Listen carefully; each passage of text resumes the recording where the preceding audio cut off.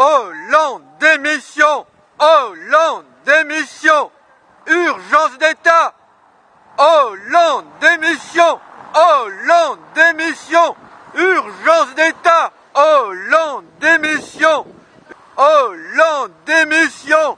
Urgence d'État! Pas de blabla, plus d'action! Hollande, démission! Hollande, démission! Hollande, démission! Urgence d'État! Pas de blabla, plus d'action! Hollande, démission! Mesdames, Mademoiselles, Messieurs, bonjour. Hier, suite au très grave attentat qui a frappé de nombreuses personnes à Nice, le 14 juillet au soir, Manuel Valls, Premier ministre, a déclaré que les forces de police en présence étaient suffisamment bien organisées. Personnellement, je désapprouve ces propos et la moindre des choses de la part du Premier ministre en pareille circonstance dramatique est d'inviter les services du ministère de l'Intérieur à renforcer la sécurité, car je le rappelle, l'État a voté l'état d'urgence. Donc Manuel Valls n'applique pas rigoureusement le principe de l'état d'urgence qui consiste à revoir la sécurité au cas par cas lorsque des drames ont eu lieu. Sur 2 kilomètres, un conducteur a décidé de tuer au volant de son poids lourd et il n'a pas été arrêté avant 2 kilomètres. Ce n'est pas normal sur un des lieux touristiques les plus fréquentés de France, la promenade des Anglais, à un des moments de l'année où cette promenade des Anglais est particulièrement fréquentée en raison des feux d'artifice du 14 juillet. On annonce que ce poids lourd a franchi un barrage. Ce barrage était une bonne chose. Il l'a forcé. Mais ensuite, on annonce que ce poids lourd a roulé pendant 2 kilomètres. Rien n'est dit sur l'existence d'un second barrage de sécurité quelques centaines de mètres après le premier barrage. Il est très facile, Monsieur Valls, d'imaginer un, voire 2, voire plus barrages de sécurité sur la promenade des Anglais le 14 juillet au soir afin de prévenir un drame tel que celui qui s'est produit récemment à Nice. Et ce n'est pas la première fois en France qu'une attaque avec des voitures a eu lieu, car, je le rappelle, cela s'est produit à Dijon il y a un certain nombre de mois, en 2015, si j'ai bonne mémoire. Alors, Monsieur Valls et Monsieur Hollande, je vous demande, au nom des intérêts vitaux du peuple français, de démissionner dans les meilleurs délais et de précipiter les élections présidentielles prévues en 2017. Je souhaite dire de plus qu'il est scandaleux dans ce contexte d'apprendre que François Hollande a des factures de coiffeurs qui avoisinent les 10 000 € mensuels. J'ai signé une pétition en ligne pour exiger que François Hollande rembourse ses frais de coiffure. qui s'élèverait, selon cette pétition, depuis qu'il est président de la République, à environ la modique somme de 100 000 euros. C'est scandaleux. Je demande que Manuel Valls informe la population française immédiatement du montant de ses frais de coiffure. Et je demande que les autres membres du gouvernement de Manuel Valls fassent de même. Nous devons savoir ce que devient notre argent. Et cet argent dépensé pour la coiffure de François Hollande, il devrait revenir en priorité à la police française pour l'aider à assumer ses missions de sécurité, car nous l'apprenons, certains policiers estiment qu'il n'y a pas assez de moyens pour assurer la sécurité. À tout cela, je voudrais ajouter que pour ceux qui ne le savent pas encore, je vous informe que depuis 2008, j'ai d'abord informé Nicolas Sarkozy,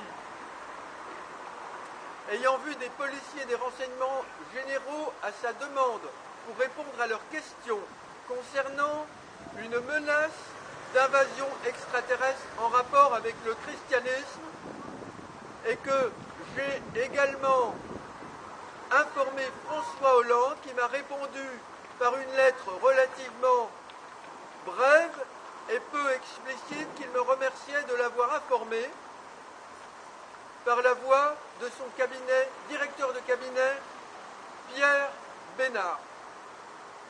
Or, François Hollande, Madame, Mademoiselle, Monsieur, ne vous dit toujours rien sur les menaces extraterrestres. Des extraterrestres qui se servent de la religion chrétienne et du plan apocalyptique pour vous savoir. Et des événements très graves ont lieu dans le monde, et notamment en France, corrélés à ces menaces. Et je veux expliquer ici que, selon moi, ce qui s'est passé à Nice est corrélé à ces menaces. Je n'en suis pas revenu hier, lorsqu'en tapant les mots-clés OVNI et Nice, j'ai découvert, tenez-vous bien, un festival OVNI à Nice qui a lieu à la fin de l'année et qui est, je crois, la 2e édition.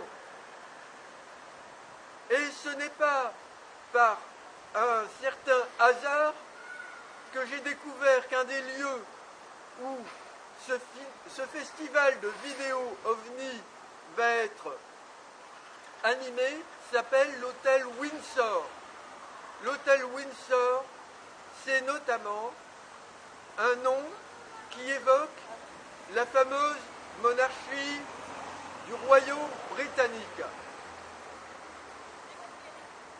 Vous comprenez qu'il peut y avoir un rapport avec ce tragique drame, promenade des Anglais, et le récent Brexit, car c'est en Angleterre, depuis plusieurs décennies, qu'ont lieu les manifestations extraterrestres de contact les plus dangereuses pour notre population mondiale, sous forme de propagande racoleuse, à savoir des agroglyphes. En anglais, on dit crop circle, ou crop circle pour prononcer en français, c'est-à-dire des dessins réalisés dans des champs pour nous apprivoiser et nous faire comprendre que nous avons bien des visites extraterrestres. Ces visites extraterrestres sont de deux sortes, comme je l'ai expliqué à Nicolas Sarkozy et François Hollande, et comme je vous l'explique sur mon blog Alerte Invasion Extraterrestre, et maintenant sur mon blog Opposition et lutte contre les présences intrusives extraterrestres. Il y a un groupe extraterrestre pro-apocalypse qui tente de vous avoir par la croyance chrétienne. Et je condamne Nicolas Sarkozy de continuer de propager cette croyance en se montrant publiquement hier à Nice dans le contexte d'une église. C'est sa vie privée, mais qu'il le rende public, cela me choque. Je l'ai informé de ces menaces pro-Jésus. Et je suis choqué que François Hollande vous cache tout cela, et non seulement vous le cache, mais que le ministère de l'Intérieur, le ministère du Premier ministre, vous manipule pour vous faire croire, avec la journée de lutte contre les théories du complot et la page du gouvernement ontomanipule.fr, que les soucoupes volantes, ça n'existe que dans la fiction. Cela est faux. Les extraterrestres aussi prétendent que ça n'existe que dans la fiction.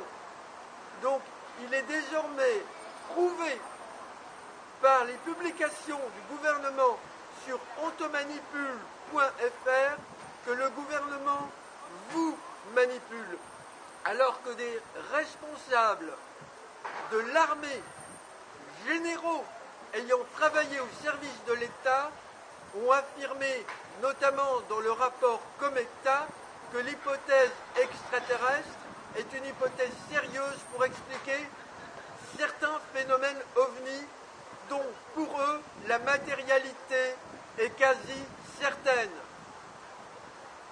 Alors, il faut sortir de cette situation absurde et mauvaise, et j'espère que vous serez nombreux citoyens à vous intéresser à mon dossier en ligne et à manifester prochainement avec moi à Paris, pacifiquement, mais visiblement et audiblement, pour faire savoir que nous voulons que l'État traite les affaires extraterrestres, même si le gouvernement des USA n'est pas d'accord, ce qui peut changer, car Hillary Clinton, avec son conseiller John Podesta, se sont engagés à demander des informations au Pentagone pour informer la population sur ces questions. Mais je doute que le Pentagone cédera aux demandes de Mme Clinton. Alors c'est à la population de manifester pacifiquement et d'exiger son dû, qu'elle soit protégée et que ses affaires soient traitées. Des personnes sont enlevées, des animaux de bétail sont mutilés, des personnes sont harcelées dans leur sommeil parce qu'elles constituent des menaces pour ces extraterrestres qui font de la mauvaise propagande de racolage, etc. Madame, mademoiselle, monsieur, je vous remercie pour votre attention.